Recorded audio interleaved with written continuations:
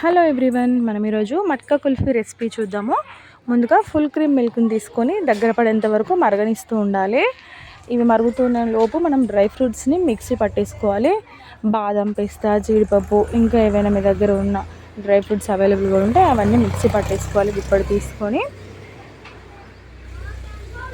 ఈ లోపు పాలు మరుగుతూనే ఉండాలి. ఇది కంటిన్యూస్గా కలుపుతూనే ఉండాలండి, లేదంటే అడుగంటిపోతుంది. ఈ విధంగా దగ్గర పడేంత వరకు కలుపుతూనే ఉండాలి.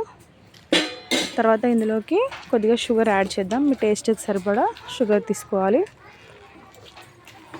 షుగర్ వేసిన తర్వాత కూడా కలుపుతూనే ఉండాలండి, అడుగంటకుండా. ఇలా కలుపుతూనే ఉండాలి చిక్కగా పడేంత వరకు. తర్వాత ఇందులోకి మనం మిక్సీ పట్టుకున్న మిశ్రమాన్ని వేసుకొని అది కూడా కంటిన్యూస్గా కలుపుతూనే ఉండాలి, లేదంటే అడుగంటిపోతుంది.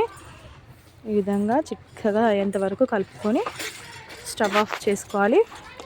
తర్వాత దీన్ని ఒక కూలర్ దగ్గర కానీ చల్లటి ప్రదేశంలో పెట్టి కూల్ అయ్యేలాగా చూసుకున్న తర్వాత గ్లాసెస్లోకి తీసుకోవాలి, లేదంటే ఐస్ క్రీమ్ కోన్స్లోకి తీసుకొని డీప్ ఫ్రిడ్జ్లో పెట్టేసుకుంటే మట్కా కుల్ఫీ రెసిపీ రెడీ అవుతుంది. ఇది